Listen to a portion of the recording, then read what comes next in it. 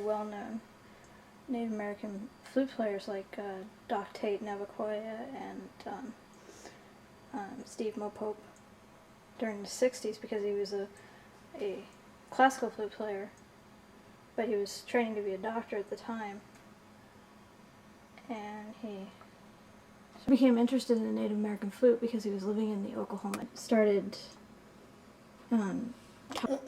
gave these flutes to Bot, Journey of the Native Americans, on up.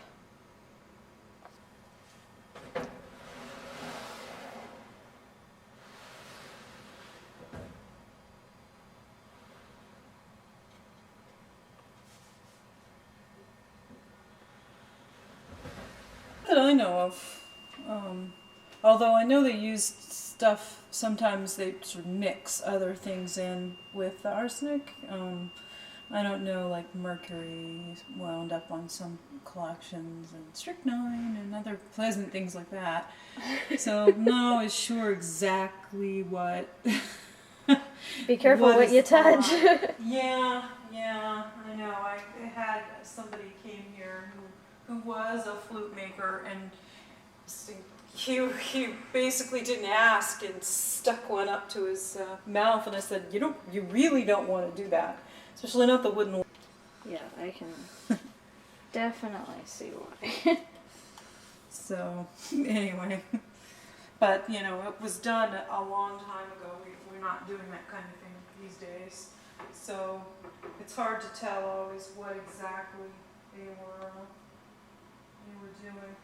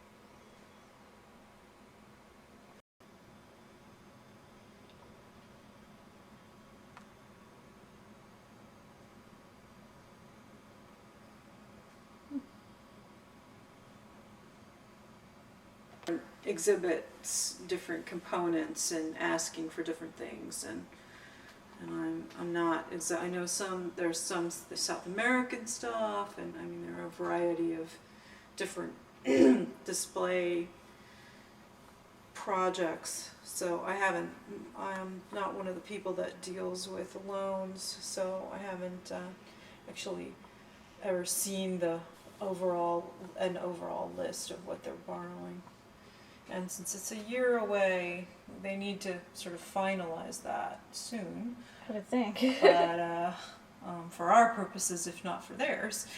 Right. But I'm not sure what the final list is. Because they have a huge collection, so when they have it, of course they're going to use theirs. But they don't have everything, so. Yeah, that's the collection in New York. Well, yeah, they were in New York. They've been moving it to the building next door to the Cultural Resource Center, which is sort of their equivalent to MSC. Oh, it's a pretty building though. Yeah. We went for sort of the glorified warehouse look, and they went for the aesthetic, kind of natural wood and. Pleasing. Yeah, they had more money also, which helped. That makes a difference.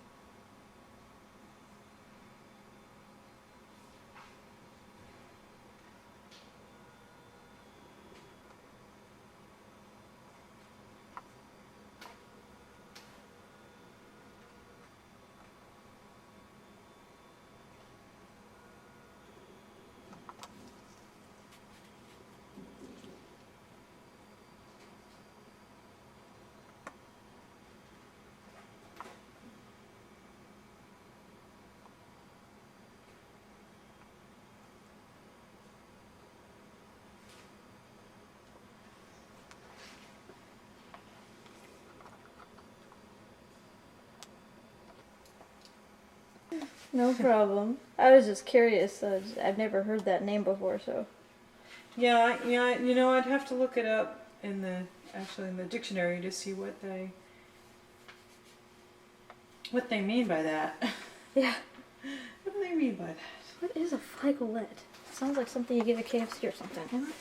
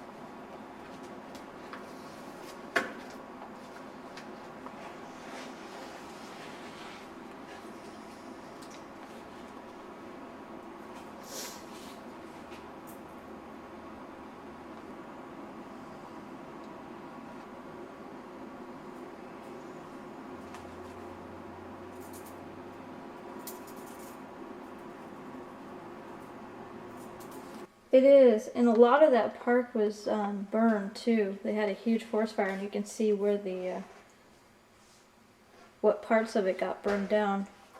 The old trees are still standing there.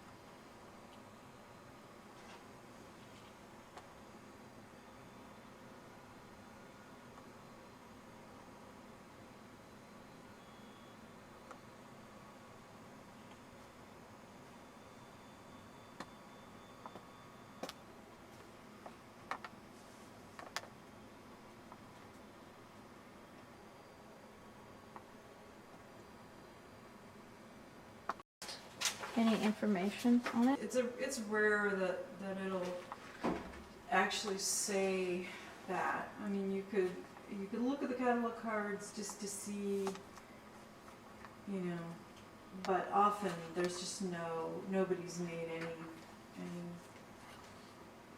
guesses Right. or provided that information. Like I said, it's been very difficult to find any information out on, you know, the history of the flutes, how they originated, where they came from, and so far Doc Payne is about the best source I have. I was pointed to him by an education professor. Pieces that we have. I mean, she wrote anthropology library and all. Really good information, especially on, as far as ethnomusicology. Yeah. That's where all of her, most of Densmore and Fletcher's books seem to be.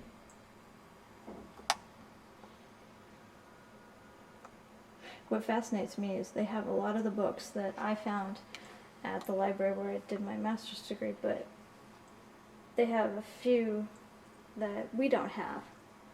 And the books are pretty much interrelated. You know, once you find one, you could find the other, but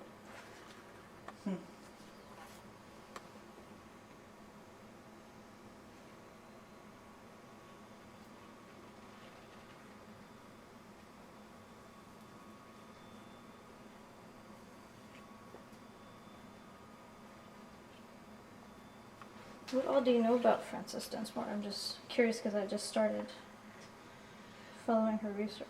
Yeah, I don't know that much about her. Actually, her life, although I know there have been books written about her.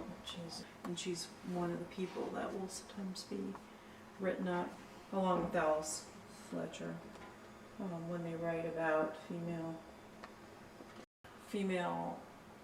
acceptable archaeology.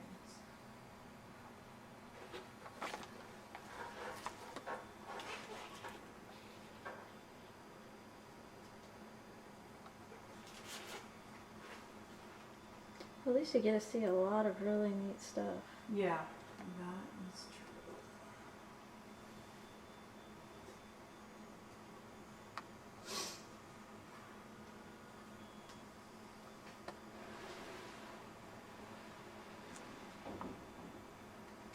And I really appreciate you like letting me come in here and see these things, because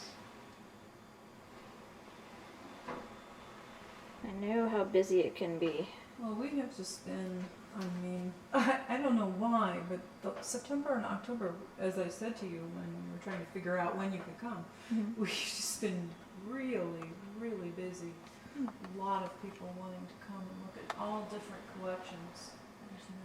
There's no pattern to it, but just except that a lot of people have been coming. I think because the American Indian is closed right now to researchers. So everybody, I think they're telling everybody, well, we're closed, but you could go to anthropology. Yeah. So you guys get bombarded. Yeah. So, no, I'm gonna be here. Actually, I'm gonna be gone for a little while after the end of November until January, but I'd like to come back after the first of the year if you're not too busy. Yeah, I mean, it's pretty much just book ahead. Okay.